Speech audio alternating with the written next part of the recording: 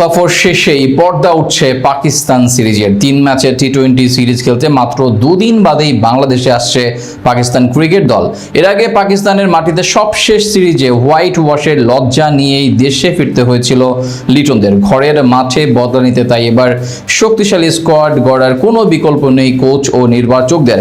টাইগারদের আরও শক্তিশালী করতে এবার কারা থাকছেন সম্ভাব্য স্কোয়াডে, এ নিয়ে বিস্তারিত জানবো প্রতিবেদনে। চলমান শ্রীলঙ্কা সফরে খুব একটা ভালো অবস্থানে নেই টিম টাইগার্স। টেস্ট এবং ওয়ানডের পর টি-20 সিরিজেও থামছে না লিটন মিরাজদের ভরাডুবি। এদিকে শ্রীলঙ্কা সফর শেষেই পর্দা উঠছে পাকিস্তান সিরিজের, যেখানে ঘরের মাঠে মোট 3টি টি-20 ম্যাচ খেলবে টাইগাররা। চলমান লঙ্কা সিরিজের আগেও পাকিস্তানের বিপক্ষে 3 ম্যাচের আরো এক টি-20 সিরিজ খেলেছিল লিটন দাসের দল, যেখানে একটিও ম্যাচ জিততে পারেনি তারা, বরং হোয়াইট ওয়াশের লজ্জা নিয়েই ফিরতে হয় দেশে। তাই এবার ঘরের মাঠে বদলা নেওয়ার বড় সুযোগ পাচ্ছে ফিল সিমন্সের শিষ্যরা।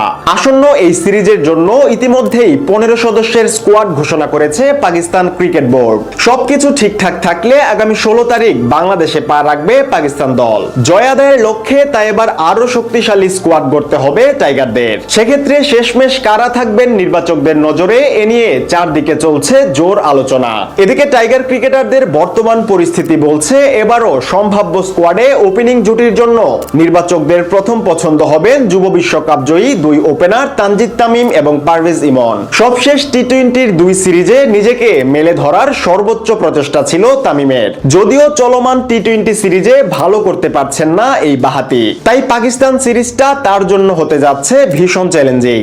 অন্যদিকে পাকিস্তান সিরিজের সবশেষ ম্যাচে হাফ সেঞ্চুরি হাঁকান পারভেজ ইমন। লঙ্কানদের বিপক্ষে দ্বিতীয় ওয়ানডেতে 66 রানের পর টি-20 প্রথম ম্যাচে করেন 38 রান। তাই তার উপরই আরো একবার আস্থা রাখতে হবে নির্বাচকদের। পাশাপাশি ব্যাকআপ ওপেনার হিসেবে স্কোয়াডে থাকতে পারেন মোহাম্মদ নাইম শেখ। এছাড়া ওয়ান ডাউনের জন্য স্কোয়াডে থাকবেন লিটন কুমার দাস।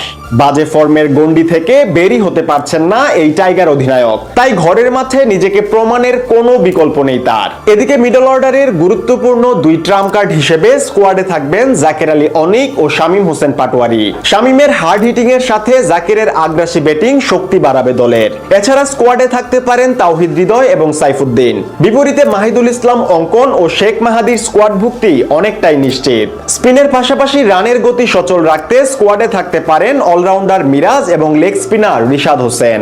অন্যদিকে এবার পেস বিভাগের নেতৃত্ব দিতে নির্বাচকদের মূল ভরসা হবেন দেশসেরা পেসার তাসকিন আহমেদ। পেস বিভাগের সামর্থ্য বাড়াতে দলে থাকবেন মুস্তাফিজুর রহমান। এছাড়া লঙ্কা সফরে দুর্দান্ত ছন্দে থাকা তানজিম সাকিবও নিশ্চিতভাবেই থাকবেন দলের পছন্দ তালিকায়। 4 নম্বর পেসার হিসেবে স্কোয়াডে থাকতে পারেন যুব বিশ্বকাপ জয়ী শরীফুল ইসলাম। আগামী 20 জুলাই পর্দা উঠবে সিরিজের প্রথম ম্যাচের। এরপর 22 এবং 24 তারিখ মাঠে গড়াবে বাকি 2 ম্যাচ। সিরিজের সবকটি ম্যাচই সন্ধ্যা 6টায় শুরু হবে মিরপুর শেরেবাংলা জাতীয় ক্রিকেট স্টেডিয়ামে।